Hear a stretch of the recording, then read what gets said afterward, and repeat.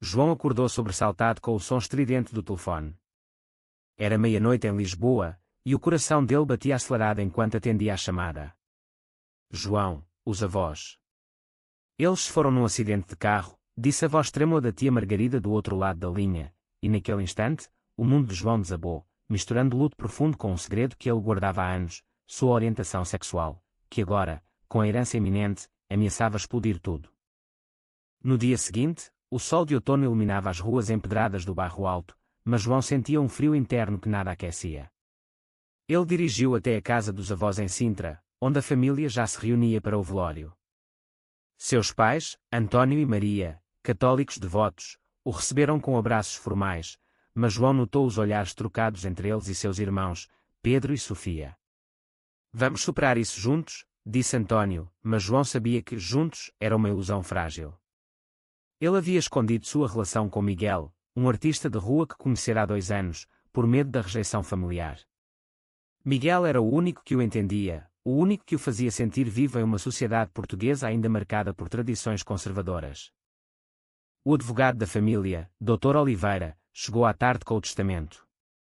Sentados na sala antiga, cheia de móveis de madeira escura e retratos desbotados, ele leu as palavras que mudariam tudo: aos nossos netos, deixamos bens divididos igualmente, exceto para João, que recebe a totalidade da fortuna acumulada, estimada em 20 milhões de euros, por ser o único que nos visitava regularmente e compartilhava nossos valores de honestidade e amor incondicional.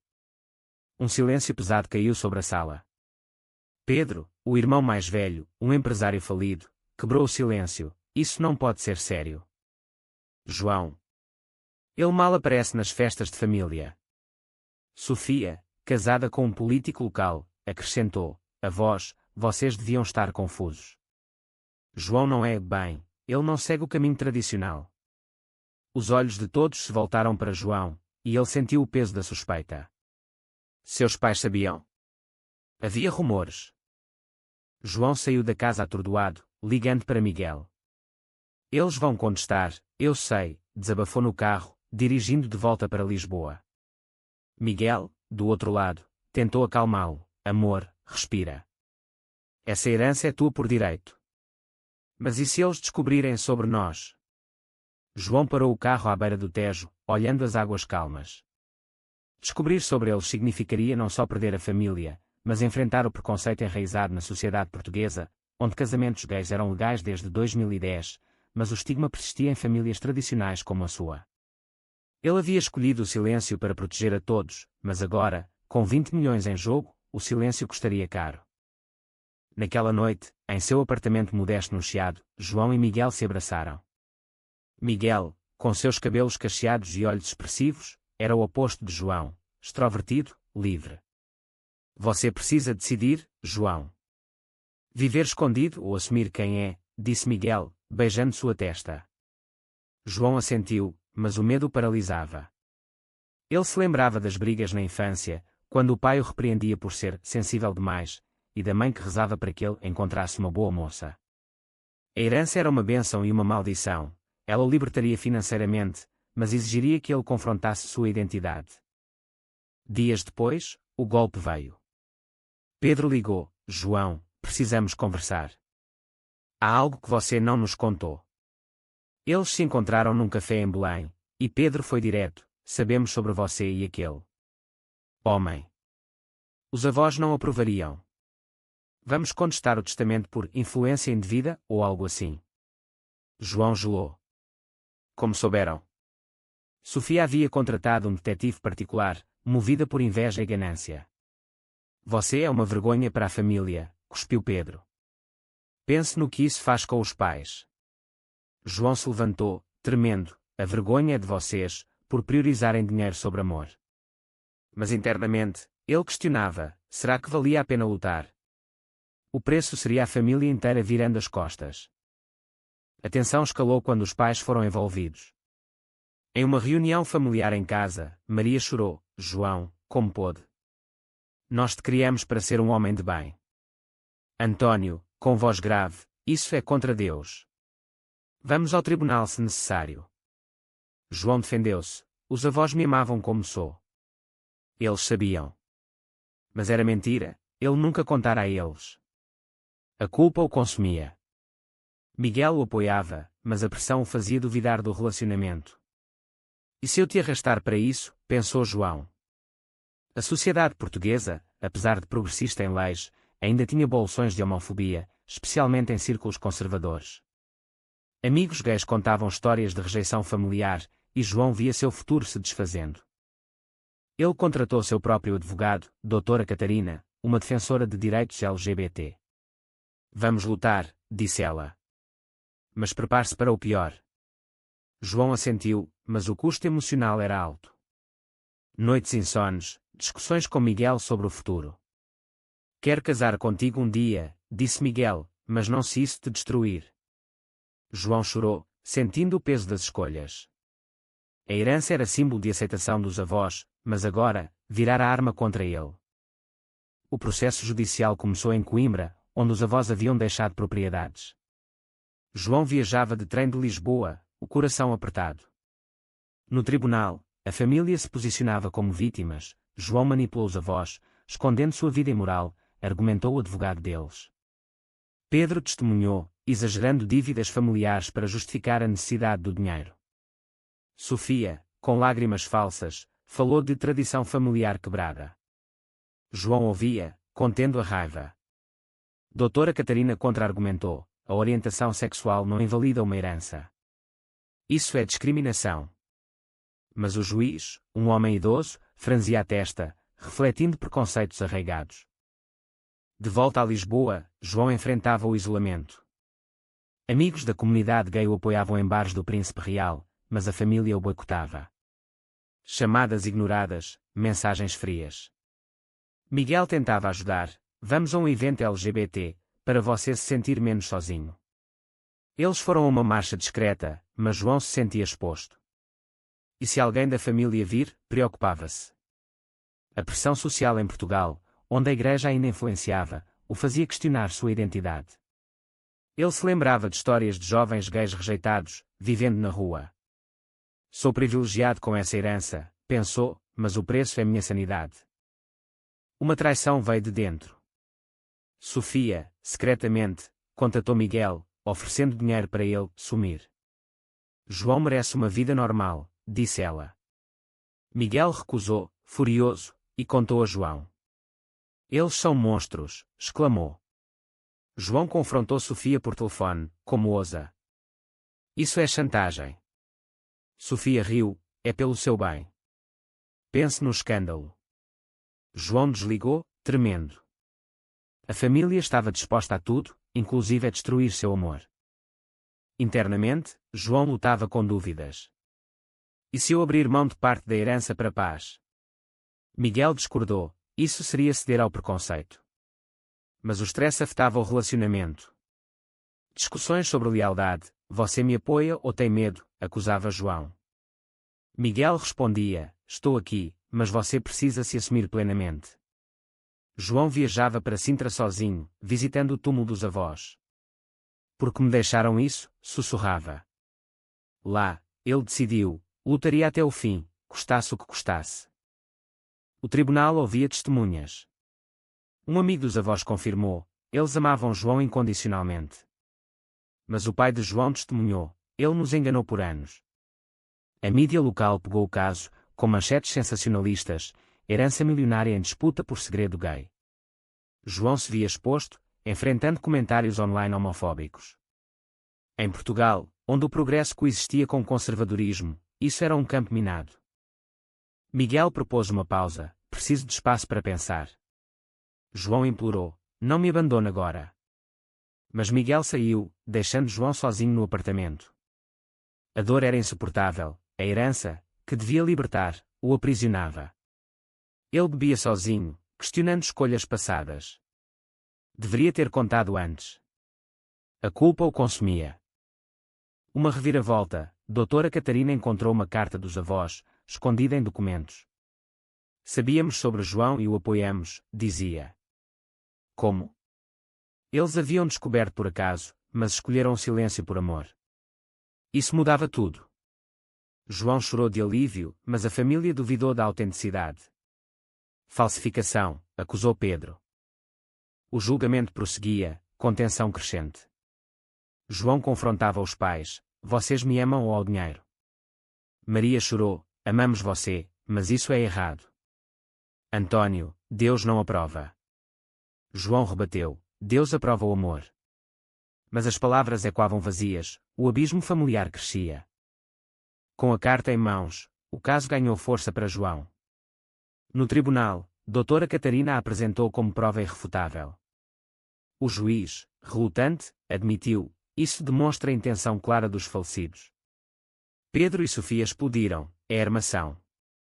Mas peritos confirmaram a autenticidade. A família, vendo a derrota, apelou para táticas sujas. Rumores espalhados na imprensa: João usou a herança para a vida promíscua. João lia os artigos, ferido. Em Lisboa, ele caminhava pelas ruas, sentindo olhares julgadores. A sociedade portuguesa, apesar de leis progressistas, ainda carregava vestígios de machismo e homofobia em camadas mais velhas. Miguel retornou, arrependido: não aguentei ficar longe. Eles se reconciliaram, mas o dano estava feito. Precisamos ser fortes juntos, disse João. Eles planejaram o futuro, talvez uma casa em Cascais, longe da família. Mas a vitória judicial era incerta, a família apelaria. Uma confrontação direta ocorreu em uma reunião familiar forçada. Em um restaurante no Alfama, João sentou-se com todos. Por que me odeiam tanto? Perguntou. Pedro: não é ódio, é preocupação com a família. Sofia: você nos envergonha. Os pais calados, mas cúmplices. João explodiu: a vergonha é de vocês, por priorizarem preconceito sobre sangue. Ele saiu, deixando-os atonidos. Internamente, porém, a dor o corroía, ele amava a família, apesar de tudo. A pressão afetava sua saúde. Insonias, ansiedade. Um terapeuta LGBT o ajudou: você está lutando por aceitação, não só dinheiro. João refletia sobre maltanético: valeriam 20 milhões a perda da família. Ele considerou dividir, mas Miguel o dissuadiu: isso reforçaria o preconceito. No tribunal, o clímax, o juiz decidiu a favor de João. A lei portuguesa protege direitos independentemente de orientação. A família apelou imediatamente, prolongando o tormento. Pedro ameaçou: vamos até o fim. João, exausto, questionava: vale a pena?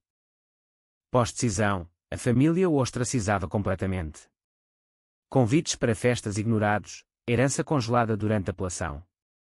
João e Miguel viajaram para o Porto, buscando refúgio. Lá, em meio a vinhos e fado, eles discutiam o futuro. Quero adotar um dia, disse Miguel. João sorriu, mas o medo persistia.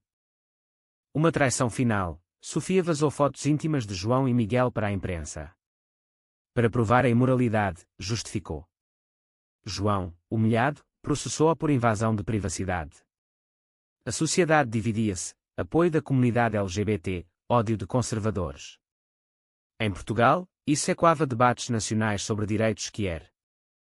João enfrentava a mídia: minha vida privada não anula meu direito. Mas o dano emocional era profundo. Ele perdia peso, isolava-se. Miguel o apoiava, mas tensionava: e se fugirmos? A apelação chegou ao Supremo em Lisboa. Doutora Catarina preparava argumentos sólidos, mas a família contratara advogados caros, financiados por empréstimos. Pedro vendia bens para custear, obcecado. João não merece, repetia. Sofia manipulava os pais: ele nos destruiu. Maria, dividida, secretamente ligava para João: filho, volte para casa. Mas João recusava: só se me aceitarem como sou. O julgamento era público, atraindo ativistas LGBT. Do lado de fora, protestos: amor é amor. João testemunhava: voz firme, meus avós me escolheram por quem sou. O juiz ouvia, mas preconceitos sociais influenciavam. Em pausas, João e Miguel caminhavam pelo Rossio, fortalecendo-se mutuamente.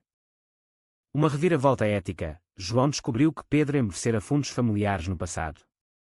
Ele poderia usar isso contra o irmão, mas hesitava.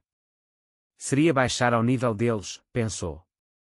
Miguel aconselhou: proteja-se. João revelou no tribunal, causando escândalo. Pedro negou, mas provas surgiram.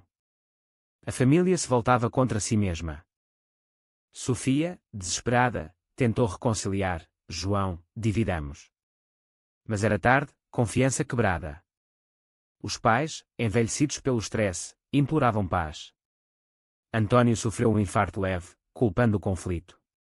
João visitou-o no hospital. Pai, isso acaba se vocês pararem. Antônio sussurrou, talvez eu esteja errado. Um vislumbre de esperança. O verdito, herança confirmada para João. A família, derrotada, enfrentava dívidas. Pedro faliu, Sofia divorciou-se. João, vitorioso, sentia vazio. Ganhei o dinheiro, perdi a família. Miguel o consolava, construiremos a nossa.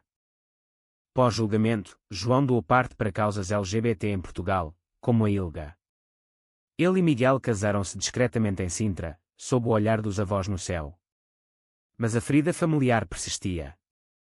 Anos depois, reflexões, João viajava pelo Alentejo, pensando em reconciliação.